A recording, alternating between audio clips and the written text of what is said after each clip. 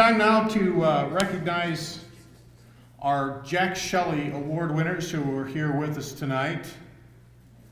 Tim Fleming of KGLO Mason City, please stand up, and then we can hold your applause till everybody's up. Larry Wentz, KCAU. Mike Peterson, KMA. Cliff Brockman with KCAU.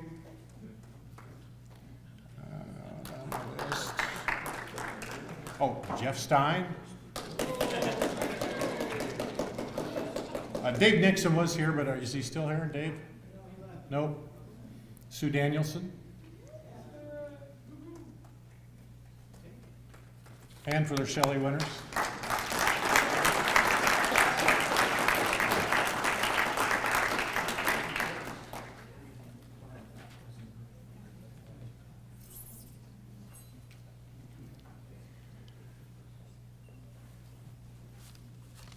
And it's time to bring our 2016 Shelley winner back up here. I was told to keep it short, don't get emotional, so we will just have a little video to look back. Boy, that's kind of funny. Well, thank you very much. That's very nice, and thank all of you very much. It was a pleasure to know Jack Shelley. He was a heck of a guy.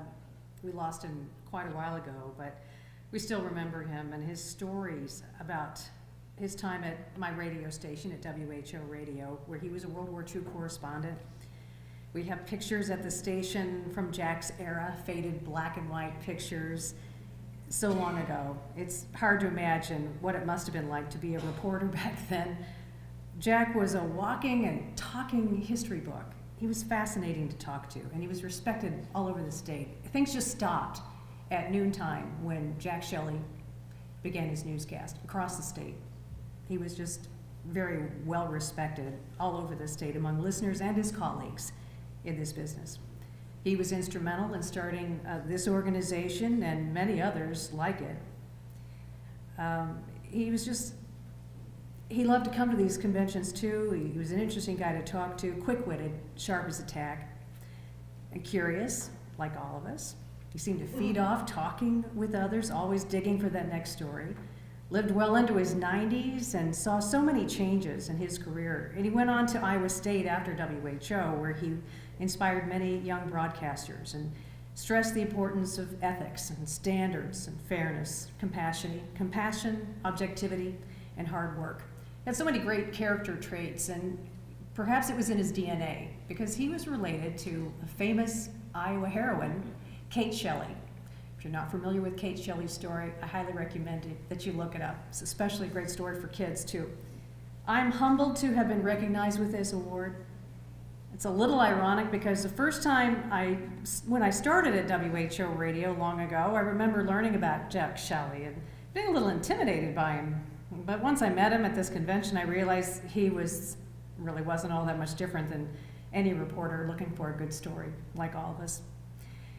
He seemed to enjoy meeting his fellow broadcasters at this annual convention and recognizing someone each year with the Jack Shelley Award, the award that bears his name. And he did so with a lot of style, offering clues bit by bit, building the suspense, and finally revealing the name. So, with apologies to our late friend, Mr. Shelley, here's my attempt to give you a clue about the 2017 Jack Shelley Award winner. 2017 Jack Shelley Award winner is a broadcaster. Shock. A reporter anchor who asks tough questions and gets to the heart of the story. This year's recipient gathers the facts, presents the story in an informative and straightforward way, and is dedicated to serving their community. This year's recipient comes from the world of radio news and has won numerous awards. He recognizes the stories his audience will want to know about, whether it's downtown or out of town. The 2017 Jack Shelley honoree, like Jack Shelley, has a quick wit and is very devoted to his family. Now time for some clues that may help you solve this mystery. This reporter, anchor, began his career a couple of decades ago in the state of Nebraska,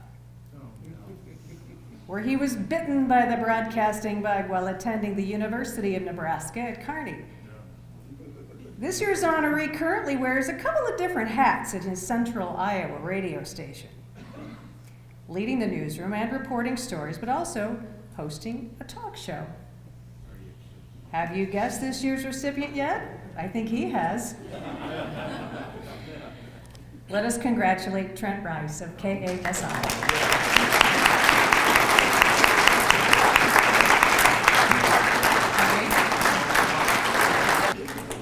We'll enjoy the video and then Trent will step forward. This is not right. This is wrong on a lot of levels. That's not me. The Midwest breeds strong journalists. Maybe it's the work ethic.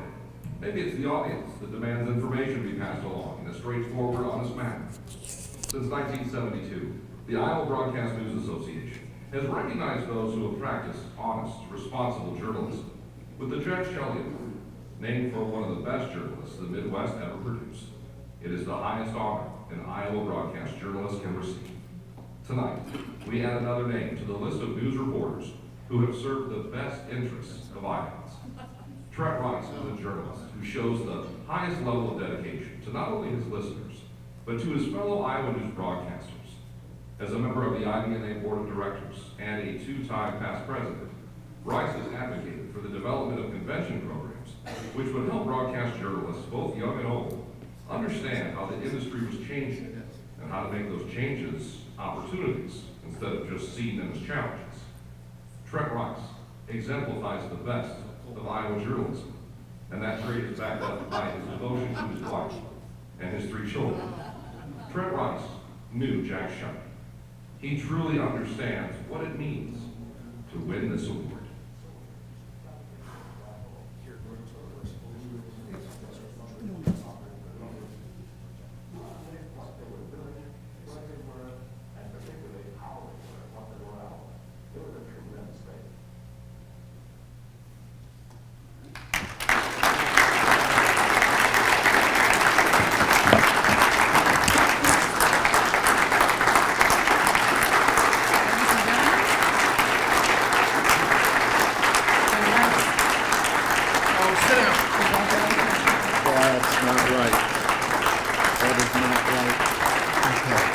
Sit down, you're freaking me out.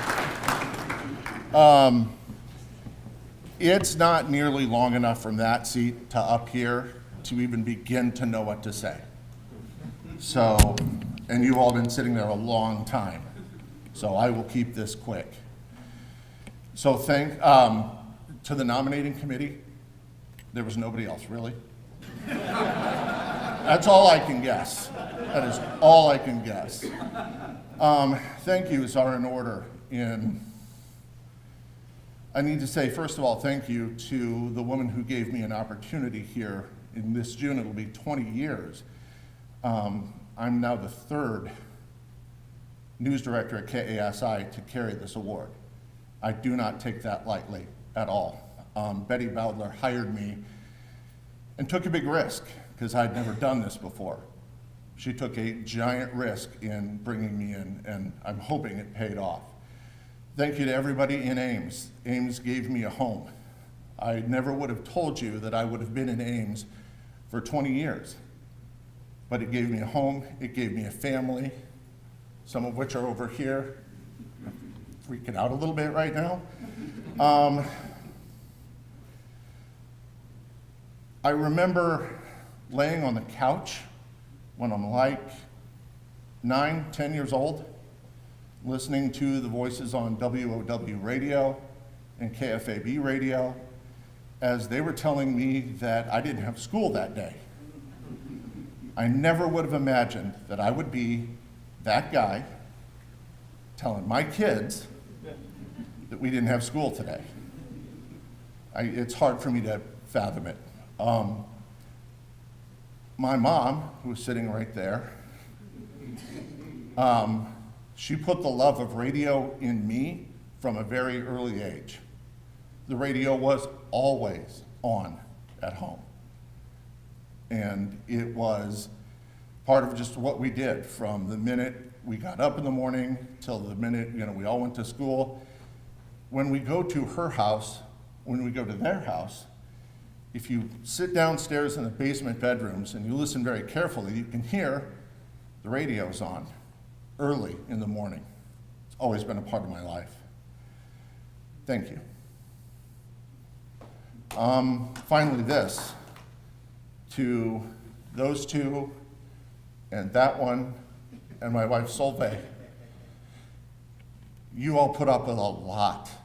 Anybody who's got family in this business knows you put up with a lot if you have a broadcaster at home.